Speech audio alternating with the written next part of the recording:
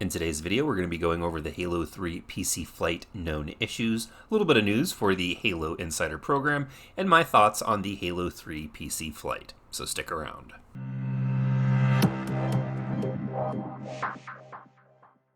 Hello everyone, and thank you for joining me here today. Now, the Halo 3 PC Flight has been going on for roughly about a week, and over at the Halo support site, we have a list of Halo 3 known issues for the PC Flight, and this was updated on June 13th of 2020.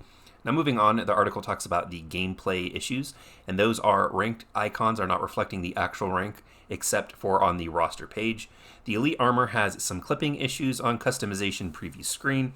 The stationary turrets can be moved in the multiplayer map Sanctuary. Vehicles with fixed or phase physics can be desynced when piloted. Spartan laser reticule is slightly larger than intended when zoomed in. The visor HUD elements are misaligned in Halo 3 gameplay. Medals are displayed for both unified and original style when earned during multiplayer matches. The Arbiter's health bar has an unintentional line under it. The headshot reticule is slightly larger for the battle rifle and the sniper rifle.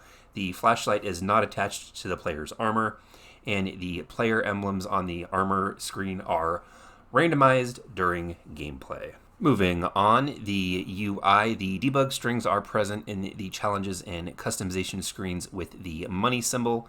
In-game text is smaller than intended for player names, chapter title, and subtitles. The Spartan preview portrait does not update with the selected armor. The visor preview is not accurate to in-game appearance. The fade-in HUD for the Spartan visor is not rendering correctly. Low ammo HUD effects does not fit for the Spartans or the Arbiter's Edge in HUD by 21:9. The HUD's edge and icons overlap in the Arbiter's HUD, and some HUD elements are not centered in 21:9. Now, moving on, of course, every Halo game on the PC with the Master Chief Collection seems to have issues with audio. The issues that are currently plaguing the Halo 3 flight are, of course, missing sound effects when flood dispersal pods are landing in the mission Halo. Metal floor panels play the incorrect sound effect on Heretic. Spartan voice customization does not save, which would give you the option to choose a male or female voice. The sound effects will sometimes be delayed or not play at all when multiple sound effects are playing. During a cutscene, cinematics, exit the menu sound effect can play. Sound effects for doors opening in the mission Halo are incorrectly linked to the game music volume slider. And of course, with this PC Flight, it has introduced Forge. And when it comes to Forge, the phased objects are behaving like those with fixed physics. When the gamepad is being used, the player is unable to exit Object Tools menu with the Forge. While in monitor mode, players cannot thrust when holding an object in Forge, and objects move too much when precise key is held. Now, it was just recently announced on Twitter with Postums and other folks that are involved with 343 that the Halo 3 PC Flight is going to be extended until June 26th, and it is also sending out an extra 50,000 invites. So those of you that have not been invited to this flight yet, check your Halo Waypoint profile. That is where you're going to have your invitation, whether it's a Steam code or a Windows code. You're also going to be receiving emails letting you know that they're inviting you, so be sure to check your personal emails as well. Now, moving on, we have a really small playlist update here that was just posted over at the 343 forums under the playlist update tab, which I highly recommend you guys go and follow. The rotational playlist changes are rotated in race, in social for free-for-all. They rotated out Griffball.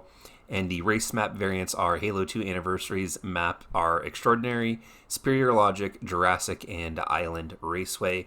Halo 3 maps are Backburner, Black Heart, Cherry Kiss, and Glaciate. Now, when it comes to my personal opinion about the PC Flight, I have had very mixed reactions. In my opinion, this is the best looking game in the Master Chief Collection on PC. It is the best looking version of Halo 3 that I've seen.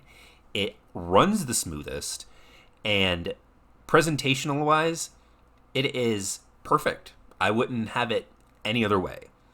Now, just recently, I've released a video on my channel, and it was a Let's Play with me playing 3 or 4 multiplayer matches with the battle rifle, and I was heavily criticizing the shot registration in this video. Now, having looked at the footage closer and speaking with many of you in the comment section, I decided to take the video down because the point that I was trying to make, I wasn't presenting the footage in that video. Now, there is no question that the shot registration for Halo 3 in the Xbox One version of the Master Chief Collection is off. There's a video that I will put the link in the description. I've previewed it previously on other videos by a YouTuber called Tommy Cost. The shot registration is off. I don't know why. I don't know how much. And I took that mentality into the PC flight. Now, I have had very suspect things happen in the flight.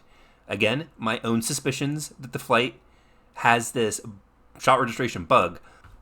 But going back to the multiplayer, the most experience that I've had, just because of the limited time that I've had to be able to actually play the flight, is I have the most experience in their 8-player free-for-all.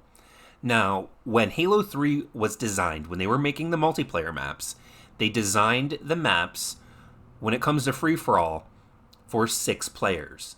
Lone Wolves was a 6-player playlist. Free-for-all was a 6-player playlist. Back in the original version of the Xbox 360 Halo 3. In this version, though, it does feature 8-player free-for-all. Now, this keeps the matches moving. There's always action happening, pretty distributed across the map. But unfortunately, I found it so frustrating to the point where every time I respawned and took a step or turned a corner, I was always running into somebody.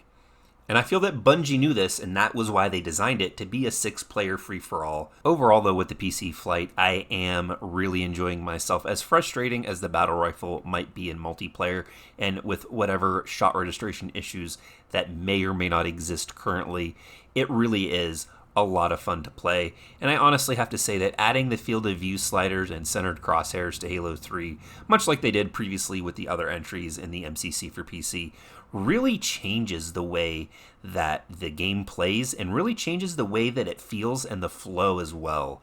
I don't know exactly what Bungie was thinking by making the field of view so narrow and cramped in the original release, but this is definitely an improvement and makes what is already a really good game just all that much more better.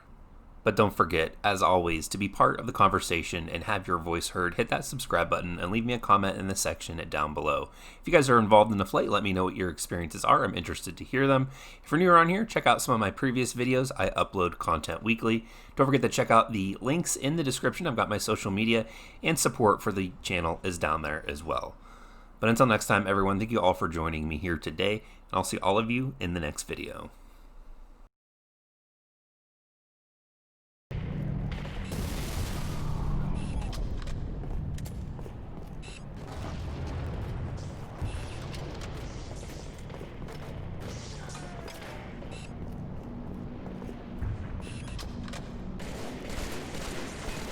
Game over.